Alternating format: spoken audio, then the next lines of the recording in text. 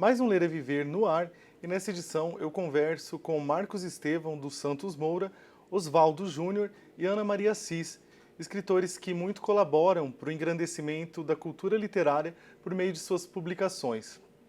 O período mais grave da pandemia foi de muito trabalho para o psiquiatra Marcos Estevão, formado em medicina pela Universidade Federal do Pará, pois em decorrência do coronavírus, muitas pessoas passaram a se isolar, além de se sentirem amedrontadas, fatores que interferiram na saúde mental.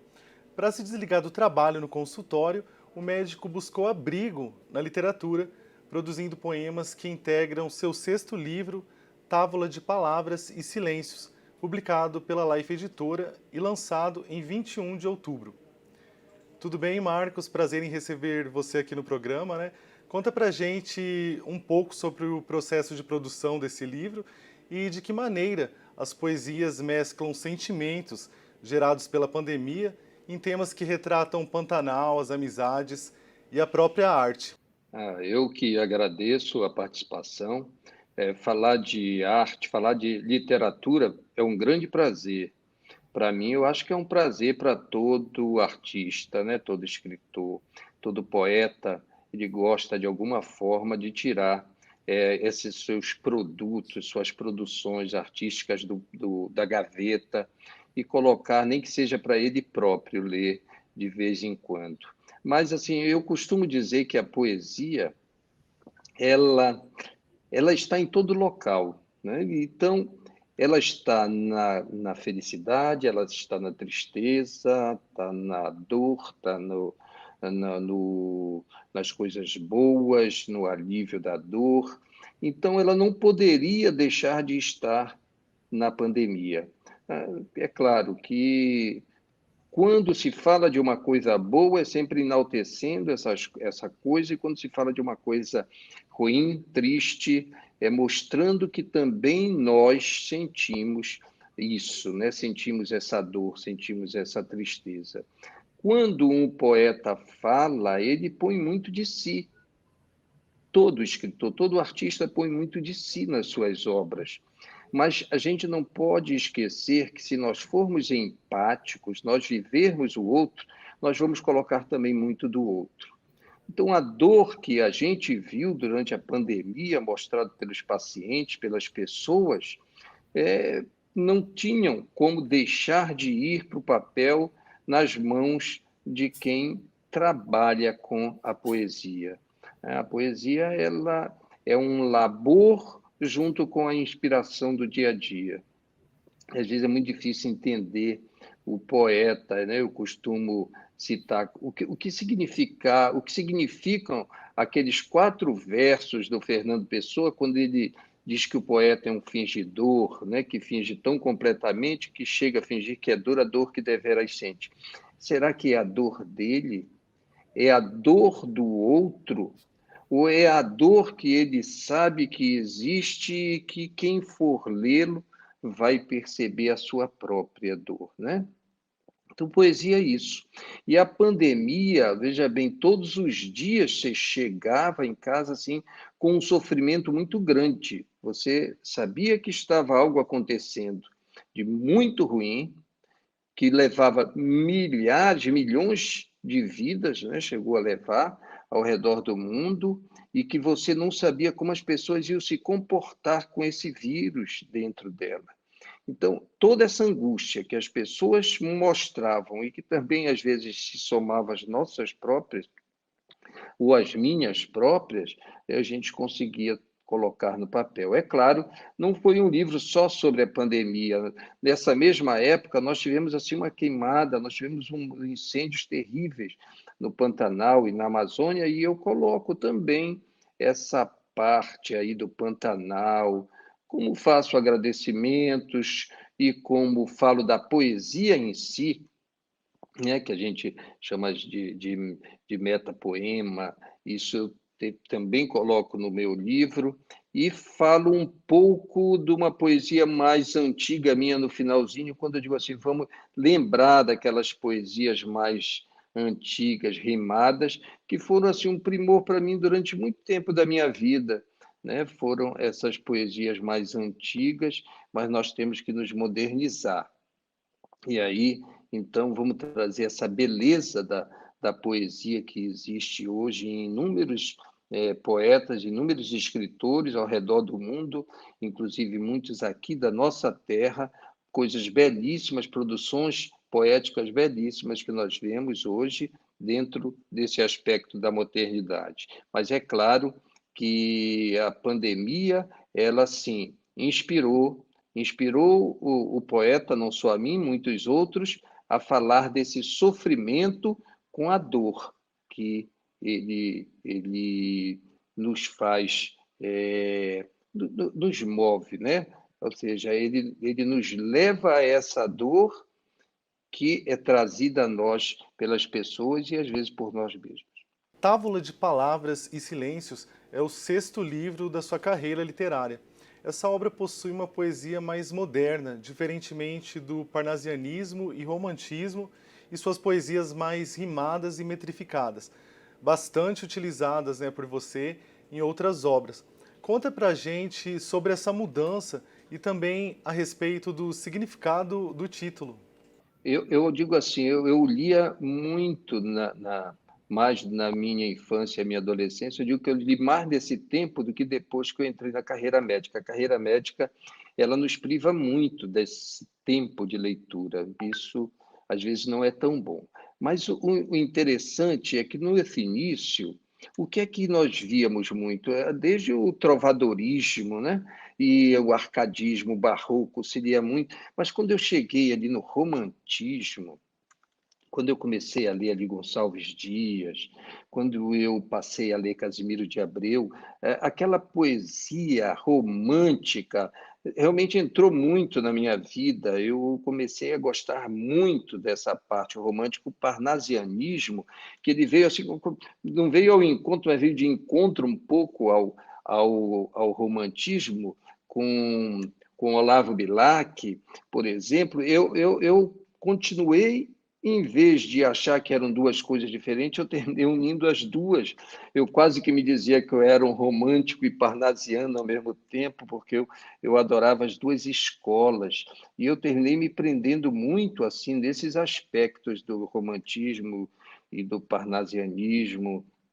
Eu recitava, hoje eu já perdi muito, mas a Via Láctea, de Olavo Bilac, meus 8 anos, de Casimiro, a Canção do Exílio, de Gonçalves Dias, para mim eram coisas belíssimas, de que eu sabia praticamente por inteiro aquilo, né? Isso, como adolescente, era muito bom nas rodas de amigo, aquele tempo as pessoas gostavam, serviam até para as paqueras da ocasião, né? Hoje as pessoas nem querem, muitas não querem mais ouvir esse tipo de coisa, mas antigamente isso era um primor.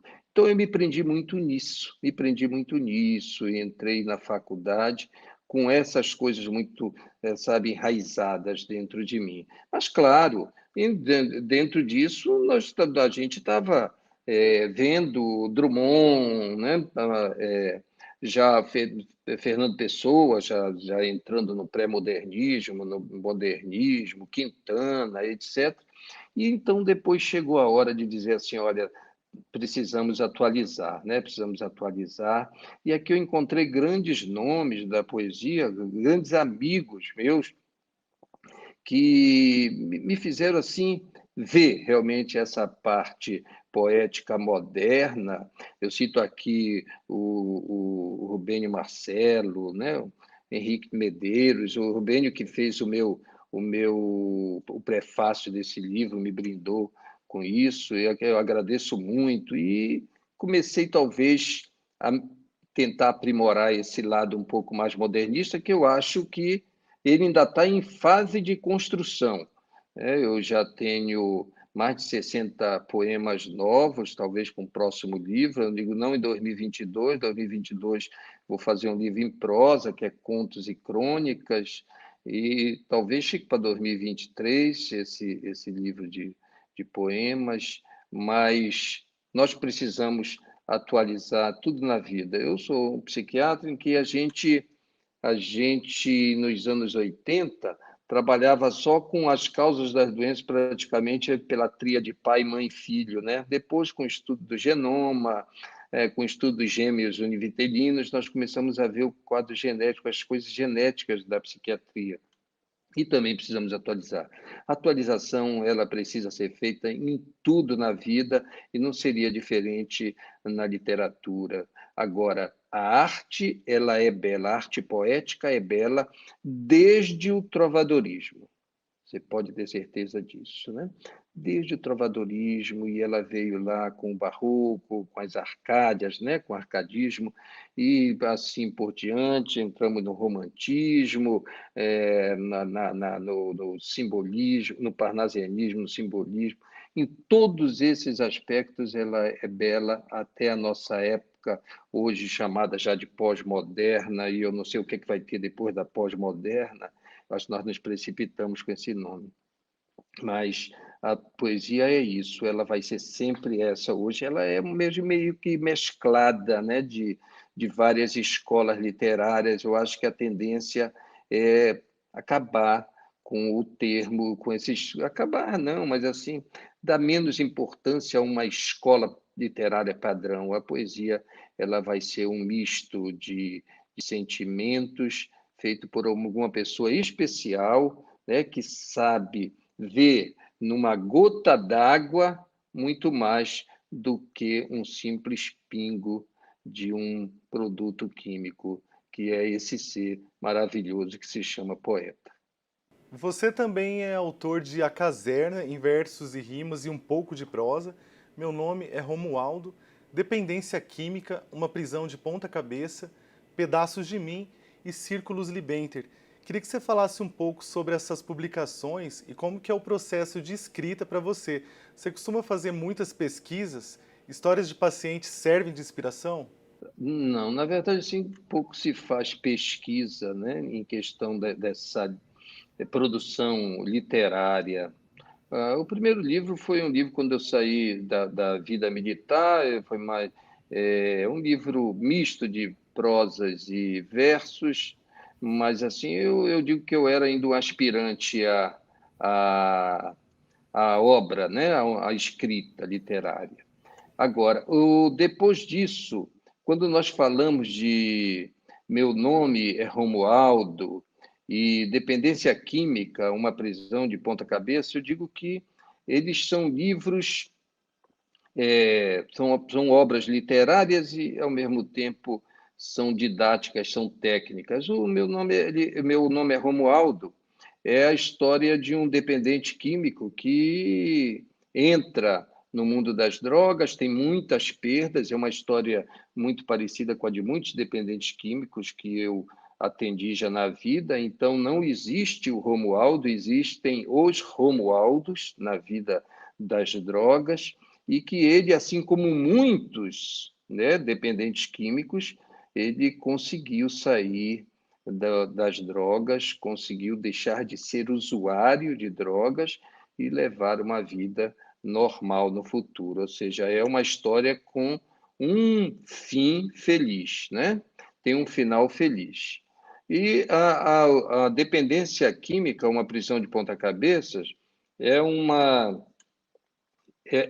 como se fosse o Romualdo escrevendo essa história, porque ele, como dependente químico de muito tempo, ele aprendeu bastante sobre drogas, então ele fala uma parte técnica com conhecimento, né? O que é a dependência, o que é uma síndrome de abstinência, o que é a codependência, como ele pode resgatar a confiança perdida na família, quais são os tratamentos que podem ser feitos, ou seja, é um livro realmente técnico, até certo ponto técnico, é, talvez assim não tão alto para o público geral, eu acho que todos compreenderiam, principalmente aqueles que têm o problema com a dependência, com o abuso de drogas, como com os familiares. Então, aí esse já foi um livro que realmente praticamente me esgotou, né? Assim, as pessoas elas elogiaram bastante essa escrita, do Meu Nome é Romualdo e Dependência Química, uma prisão de ponta-cabeça. Interessante é que eu publiquei esses dois livros ao mesmo tempo, foi só um lançamento para os dois. E sempre orientava, olha, se puder me ouvir um pouquinho, leia primeiro Meu Nome é Romualdo, conheça Romualdo. E depois, então, você vai conhecer o que ele tem para te falar sobre dependência química, porque no Meu Nome é Romualdo ele só fala da trajetória dele nessa vida, das perdas dele. Eu acho, assim, é uma coisa interessante para quem quiser conhecer a história do dependente químico. Depois disso, eu então lancei um livro de poesias, desengavetando as minhas poesias, aquelas que eu tinha desde a adolescência, né? Como eu disse, com aquele viés bem antigo. E aí eu coloquei como nome Pedaços de Mim. Pedaços de Mim, tem uma música do Chico Buarque, né, Pedaços de Mim, que na verdade é um poeta que eu admiro muito, né? Eu acho que é um dos grandes nomes da nossa literatura, da nossa música, etc. E eu coloquei esse nome, Pedaços de Mim, que são pedaços realmente meus que eu queria colocar esses versos do papel, né? O que eu já tinha feito na vida. Então, esse foi o meu livro de poesia, totalmente de poesia, meu primeiro. Depois disso, nós temos uma confraria de psiquiatras que não são daqui de Campo Grande, do Rio, né, Goiás, e aí nós nos reuníamos todos os anos, nós não nos reunimos ano passado por causa da pandemia, nem esse, mas nós reuníamos uma vez por ano, e assim, história de psiquiatra, é, numa visão da sociedade, deve acontecer muita loucura. A sociedade acha que acontece muita loucura quando muitos psiquiatras estão unidos. Eu sempre digo, isso é o que a sociedade acha. Depois que lê o meu livro, vai ter certeza disso.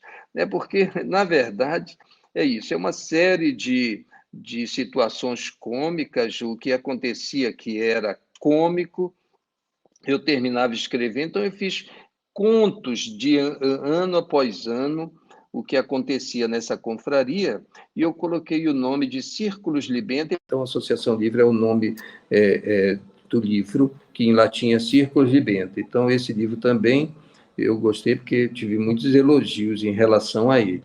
E depois, então, de Círculos Libenta, veio o sexto livro, que é a Távolas de Palavras e Silêncios, e assim foram livros, foram poemas confeccionados no ano da pandemia, como a gente já falou, e esse nome, temos até uma poesia com esse nome dentro, porque Távolas de Palavras e Silêncio, apesar de falar muito da pandemia, mas nós reuníamos sempre alguns colegas, né, alguns amigos, na verdade, e a gente era muito agradável, sempre muito agradável. Nós reunimos ainda, né? E eu resolvi colocar essa tábua de palavras e silêncios em nome do livro, aliás, numa das poesias do livro e o nome do livro depois. É claro que, a princípio, eu tinha colocado o nome de horas vagas, que eram as horas que eu saía do consultório, que eu ia e escrevia alguma coisa. E essa ideia de tábuas de palavras de silêncio veio, inclusive, do amigo do Rubênio Marcelo, que, assim, poxa, é o que nós fazemos, né? Vamos lá na távola hoje, olha, não vamos esquecer, nosso dia de a távola, e a gente sentava, às vezes era na casa minha, na casa dele, etc., mas era sempre uma coisa muito agradável. E, então, esse nome ficou para o livro e um nome assim muito bem aceito.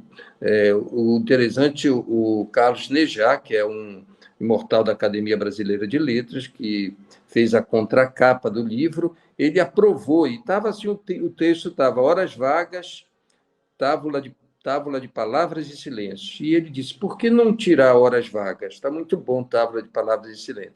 Então, na verdade, esse texto ele é feito a três mãos, minha, do Rubênio e do Nejar.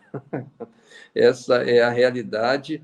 e eu espero que daqui para frente as obras elas sejam sempre bem vistas, como foi Meu Nome é Romualdo, como foi a Dependência Química, Uma Prisão de Ponta-Cabeças, como foi Círculos Libenter, né, como foi Pedaços de Mim, e agora como está sendo Távola de Palavras e Silêncios. E agradeço muito a todos os amigos que, de alguma forma, me ajudaram na concretização dessa obra. Agora tem intervalo, mas o Ler e Viver volta daqui a pouco. Fique ligado, não saia daí. Como falar com um deputado estadual sem ser por rede social? Você vai no www.al.ms.gov.br, depois clica no menu da direita, depois em Deputados, depois em Partidos, Bancadas e Blocos. E então vão aparecer as fotos de todos os deputados estaduais que nós temos. Você escolhe um dos deputados com quem você quer falar, clica na foto do deputado, eu vou escolher a Mara, que é a única deputada mulher, e depois vai aparecer o e-mail. O Ler e Viver está de volta e nesse bloco eu continuo conversando com o psiquiatra Marcos Estevão dos Santos Moura, que recentemente lançou o livro Távola de Palavras e Silêncios, sexto de sua carreira literária. De acordo com a OMS, Organização Mundial da Saúde, o Brasil é o país que apresenta a maior prevalência de depressão na América Latina. É também o país mais ansioso do mundo. Como que ficou, né, o cenário da depressão e ansiedade no ápice do coronavírus aqui em Mato Grosso do Sul? E como que está a situação hoje, Marcos? A leitura pode aliviar essas tensões? Eu sempre digo que a gente encontra a nossa válvula de escape das tensões do mundo moderno. Algumas pessoas, elas simplesmente caminham, né? Outras, elas cantam, outras tocam piano, tocam violão, outras vão assistir a uma série ou a um filme gostoso, e outras escrevem. Essa é a verdade, né? A leitura e a escrita, elas são gêmeas, né? É muito difícil alguém dizer eu escrevo, mas não leio. É muito difícil. É mais fácil ler sem escrever, mas escrever sem ler é muito difícil, né? Nós precisamos ver o belo no outro para tentar fazer o belo, né? Também. Então, e não tem nada mais delicioso do que você pegar um livro no final do dia e começar a degustar um capítulo. O grande problema é que, às vezes, isso te leva horas, porque é difícil degustar só um capítulo de um livro bom. Você vai ter que degustar o outro e o outro. E assim as tensões vão diminuindo. Vão diminuindo. É claro, nós temos que saber dosar, nós precisamos de sono também. Eu, por exemplo, que eu deixo muito essas atividades para o final do dia, eu tenho que me policiar muito para ter uma boa noite de sono. Então, às vezes, eu leio e é difícil você ficar dormir na hora, né? É difícil você deixar de permanecer acordado, né? Eu estava lendo ultimamente Hemingway, O Velho e o Mar. Agora você imagina que coisa, como é que alguém pode escrever tão bem um livro falando apenas de um velho e o mar mesmo, praticamente em 100% da obra, não é 80% da obra. Só ele mesmo, e é uma coisa maravilhosa. E como é que a gente deixa de ler? Eu vou ler só um capítulo hoje, que eu preciso dormir. Mas não, às vezes você lê 2, 3, 4, e você, quando viu, já perdeu várias horas de sono. Isso também não é aconselhável, mas isso serve para a gente ver que a leitura, ela diminui muito as tensões. E a ansiedade, na verdade, para mim, ela é a do mal do século, não é a depressão. A depressão é o que faz as pessoas procurarem mais o atendimento. Mas o mundo está ansioso. O mundo está ansioso e não é muito fácil você diminuir a ansiedade mundial. Mas nós temos que ter, sim, as nossas válvulas de escape, e a arte, com certeza, é uma delas e precisa ser cada vez mais utilizada. Marcos, muito obrigado pela sua participação aqui no Ler é Viver. E agora eu queria que você lesse uma poesia, né, então, de Távola de Palavras e Silêncios. Eu que agradeço, né? Foi muito prazeroso. Eu, na verdade, aqui tenho duas poesias. Uma que dá origem ao livro, mas como nós estamos falando muito da pandemia, eu vou ler uma sobre a pandemia. Ela é menorzinha e dá para a gente ter uma ideia do que a gente viveu nesse tempo. O nome chama A Espera, ou Espera. A cidade está repleta de vazio, e eu caminho, acompanhado da tua ausência. Uma segunda-feira com cara de domingo. Máscaras distanciadas umas das outras. Olhares que medem espaços e cheiram a desconfiança de mãos desencontradas.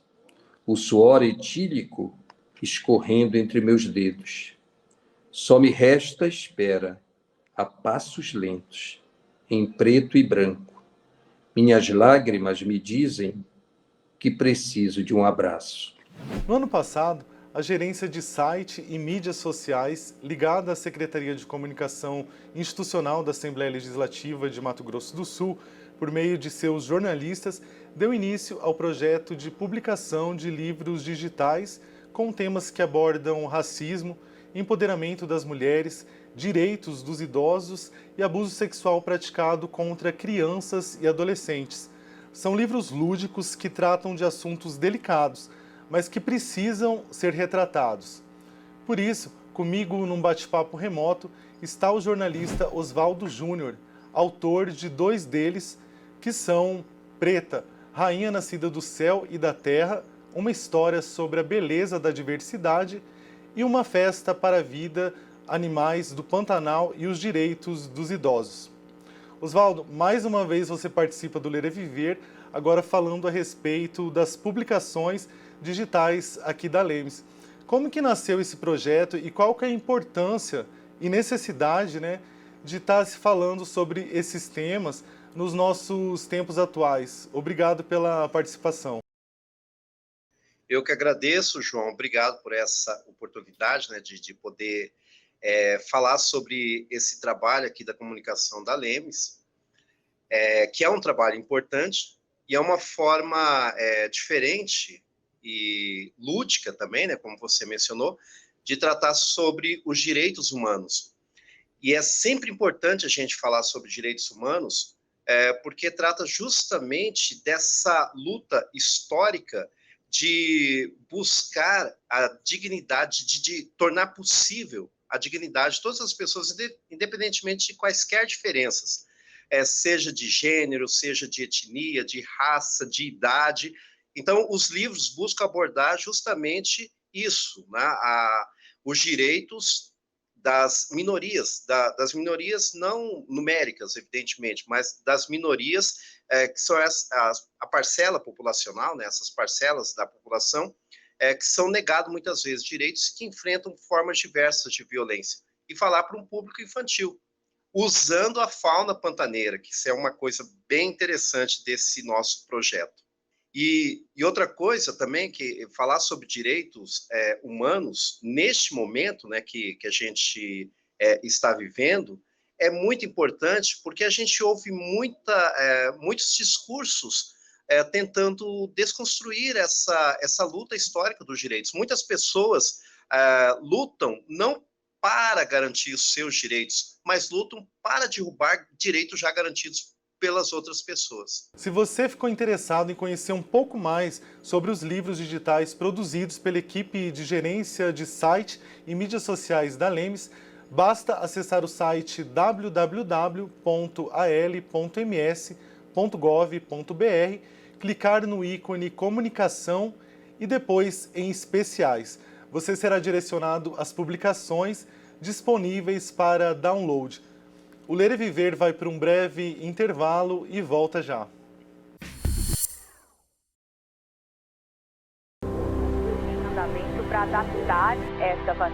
Desde o início da pandemia, o mundo inteiro se mobilizou para encontrar uma vacina capaz de nos proteger da Covid-19. As vacinas foram responsáveis por controlar inúmeras doenças, como poliomielite, sarampo, febre amarela e tantas outras, salvando milhares de vidas. E por que agora seria diferente? Desejamos, oramos, esperamos ansiosamente por esse momento que finalmente chegou. O início da vacinação. A pandemia não acabará do dia para a noite. E a Assembleia Legislativa continuará trabalhando para aprovar as medidas e os recursos necessários que assegurem o bem-estar dos sul-matogrossenses. Até que todos sejam imunizados, na hora certa, é nosso dever manter os cuidados de higiene, usar a máscara e evitar aglomerações. Mais que uma dose de esperança, só a vacina pode proteger o nosso futuro. Agora, cabe a cada um fazer a sua parte. Assembleia Legislativa de Mato Grosso do Sul. De volta, o Ler é Viver aborda os 4 livros digitais produzidos pela equipe da Gerência de Site e Mídias Sociais da LEMS, ligada à Secretaria de Comunicação. Comigo, num bate-papo remoto, está o jornalista Oswaldo Júnior, autor de Preta, Rainha Nascida do Céu e da Terra, uma história sobre a beleza da diversidade, e também Uma Festa para a Vida, Animais do Pantanal e os Direitos dos Idosos. O primeiro conta a história de uma oncinha preta raptada no Pantanal e levada para uma fazenda, onde é trancada em uma jaula, acaba lutando pela liberdade e enfrentando o racismo. Já o tema dos direitos dos idosos é retratado no segundo e-book por meio de uma festa que reúne diversos animais do Pantanal, né? Como que a equipe define os temas e por qual motivo vocês trabalham histórias tendo animais como protagonistas, hein, Oswaldo? Bom, os temas eles são definidos conforme o nosso calendário de enfrentamentos aqui da Casa de Leis. Né? Por exemplo, nós temos o Junho Prata, né? O Julho Prata, que aí trata sobre a questão do direito dos idosos. É um mês dedicado ao enfrentamento à violência contra os idosos. Com relação ao segundo livro, ele foi incluído dentro de um projeto maior, né, da Casa de Leis, né, que é a LEMS Antirracista, que é um projeto que foi lançado recentemente, agora em 20 de novembro, em alusão ao Dia da Consciência Negra.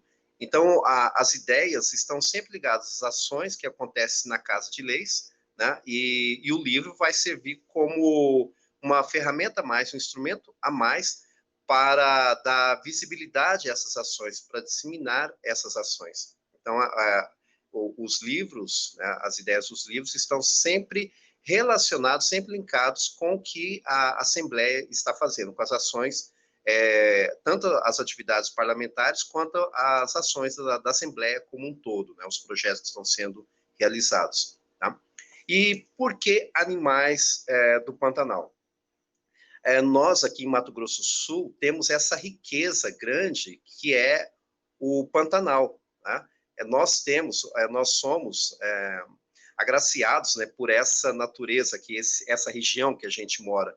E quando a gente estava começando a pensar lá no ano passado sobre esse projeto, né, dos livros digitais infantis, nós achamos importante, interessante, né, e seria pertinente a gente usar a fauna pantaneira. Tá? A primeira ideia, eu lembro, foi a Ana, que começou com essa ideia, né, a Ana Maria. Eu lembro quando eu vi a Ana pela primeira vez, né, eu já gostei da Ana, das ideias dela, da sensibilidade que ela tem. E no primeiro dia que a gente se viu na redação do site, a gente já começou a falar sobre direitos humanos. Né? Eu falei, olha, você tem uma visão muito bacana. E passou um tempo, ela falou assim, Oswaldo, estou com uma ideia de fazer um livro. Né? Ela já tinha uma ideia, que seria o livro, que foi, né, o livro sobre violência contra crianças e adolescentes, que ela usou capivaras, né? Das capivarinhas. E ficou muito, muito legal. Aí ela teve ideia, me contou o enredo, eu falei, Ana, que bacana, muito legal mesmo. Eu falei, vai em frente, faz tal. Aí seria um livro, assim, a ideia, né, não seria fazer vários. Depois a gente falou, vamos continuar, ficou tão legal, vamos continuar com essa ideia, com esse projeto. Tá? Aí logo, isso foi em maio, quando passou um tempinho, já teve aí a campanha de enfrentamento contra a violência dos idosos, nós pensamos em fazer um segundo livro. aí eu escrevi, né, o segundo livro e já continuando com o uso da fauna pantaneira, né? Porque nós pensamos que é uma forma tanto de valorizar esse nosso bioma, né, do Pantanal, quanto também de falar numa linguagem mais infantil, né? São fábulas. E o interessante também é que nessa linguagem a gente buscou desde o início fazer as frases com rimas, né? Também pensando no público infantil.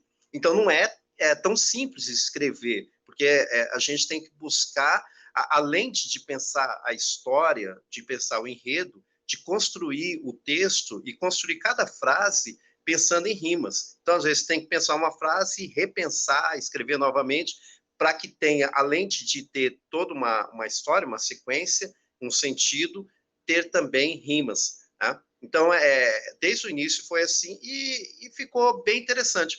E é legal que os animais do Pantanal, eles são mostrados em suas características. Né? Eu lembro, por exemplo, né, no livro Uma Festa para a Vida, eu lembro que a anta era caracterizada pelo barulho. Tem até um trechinho que eu separei aqui.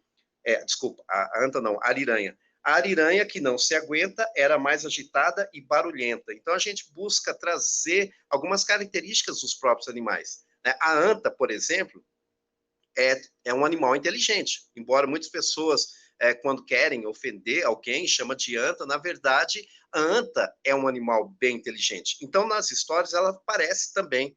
A coruja, que é o símbolo da sabedoria, ela aparece em duas histórias. Ela aparece nessa história dos idosos e ela aparece também na história que a Ana fez, do laço da onça com o lacinho apertado, né, que é sobre a questão de gênero, empoderamento da mulher. Parece também a coruja, que é símbolo da sabedoria. Então, a gente busca algumas características dos animais do Pantanal e usa essas características para falar dos direitos, né, dos direitos humanos.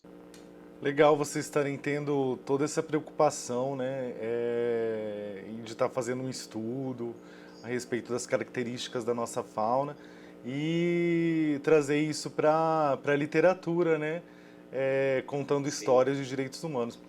É bacana ressaltar que as ilustrações, né, dos e-books foram feitas pela programadora visual Luciana Kawasaki. Né? Queria que você falasse sobre a importância da ilustração em publicações como essas. A Luciana, ela é uma profissional muito boa, né? Ela é muito boa e ela trabalha sempre ali quietinha, nos bastidores, né? Mas ela tem uma atuação aqui na Assembleia muito boa, ajuda com infográficos e nessa questão, nesse projeto, a criação toda de todos os desenhos, os traços, é tudo dela, né? Ela foi pensando, e tanto é que isso aí é interessante que dá liga todos os livros, né? Ele perpassa, essa arte perpassa por todos os livros, e dá uma certa unidade, isso é bacana, que dá uma unidade para os livros. Né? E é bacana, assim, que o desenho, a ilustração, ela enriquece o texto. Uma coisa é você ler uma história sem ilustração, outra coisa é você ler a história junto com a ilustração. Tá? As expressões dos animais, os movimentos, né, que a gente percebe ali dos animais, né, claro, é um desenho ali, né, você não vê, evidentemente, desenho, porque não se trata de um vídeo. No entanto, você percebe a forma como ela desenha, você consegue imaginar esses movimentos e todas as expressões dos animais, os olhares, né, a forma como eles estão se relacionando uns com os outros. Né? Isso tudo ela consegue colocar ali e enriquece de uma maneira bem interessante a história. E é legal que não aparece seres humanos nas histórias, aparece sempre animais. E quando precisa, na última história, por exemplo, sobre a questão do racismo, era mencionado pessoas, mas aparecia apenas sombras. Eu estava até conversando com a Lu, né? Ela disse assim, que é interessante as sombras, só sombras, porque ela não vai estar fazendo referência a nenhuma pessoa específica ou com características específicas, mas ao ser humano de modo geral, né? De uma forma geral, o ser humano, porque essa questão de violação de direitos não é de uma pessoa, de um grupo específico, mas permeia a sociedade como um todo. Então, ela mostra sombras das pessoas. É muito legal. Eu lembro que eu estava conversando com ela, né, e eu estava dizendo assim, que eu lembro quando meus filhos eram pequenos e eu ia ler histórias para eles, histórias infantis, eu primeiro falava do desenho, né? O que você está vendo aqui? Eu estou vendo uma onça. O que ela está fazendo? Ela está conversando. Ela está triste? Ela está alegre? Ela está alegre. Tal. Aí, depois que eu ia para o texto, primeiro ele ficava imaginando aqui a história a partir das ilustrações, a partir dos desenhos. Então, a ilustração, ela ajuda a viajar mais, ajuda a imaginar mais. Depois, é como se ela preparasse o terreno para o texto. Depois eu ia para o texto. Então, a ilustração, os desenhos, eles têm um papel fundamental na história, ajuda a enriquecer demais, dá um sentido maior para o que se quer contar ali nessa história. Com certeza, um trabalho assim grandioso feito pela nossa programadora, né, visual aqui da Casa Lu. Oswaldo, muito obrigado pela participação no Ler é Viver, pela segunda vez, né? Espero que novos e-books pintem por aí através da gerência de site e mídias sociais da Lemes.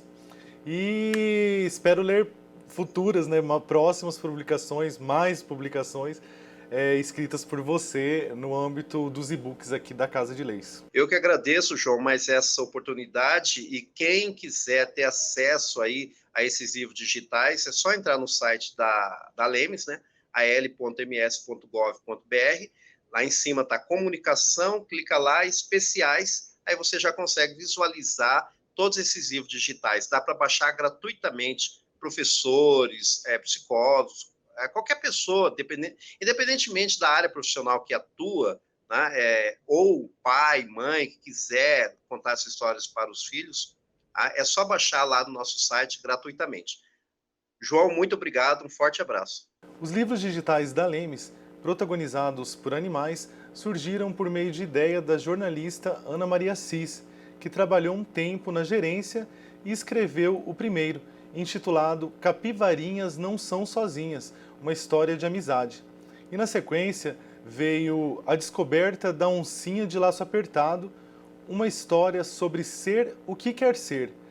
Ana encaminhou um vídeo falando sobre as histórias dos livros e os temas abordados, e de quebra ela lê um trecho de um deles. Olá, João, olá a todos da Assembleia Legislativa, um prazer estar aqui falando com vocês.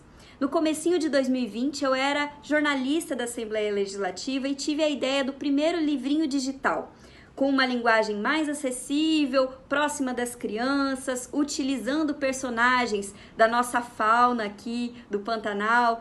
Então, essa ideia foi muito abraçada por toda a equipe, pela gerência de mídias sociais, e a gente colocou em prática, o que tornou depois tudo isso que vocês estão vendo. Outros livrinhos, né, uma aba especial no site da Assembleia Legislativa, e eu acho tudo isso muito legal. Então eu vou ler um pedacinho para vocês de um dos livrinhos que eu escrevi para casa, tá?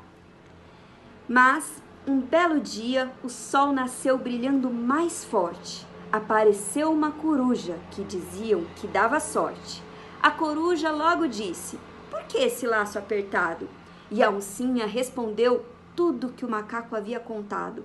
"Ha, ha, ha! Nunca se viu uma coruja rir tão alto!" Ela disse: "Só falta dizer que precisamos usar salto." Sobre o macaquinho, ela fez a oncinha entender. Disse que os animais podem ser o que quiserem ser. Disse também que isso é uma coisa boa, que vale para o mundo dos bichos, mas também para quem é pessoa. O Ler é Viver fica por aqui. Espero que você tenha gostado dessa edição, assim como eu gostei de gravar. Feliz Ano Novo e um 2022 cheio de livros para você. Abração!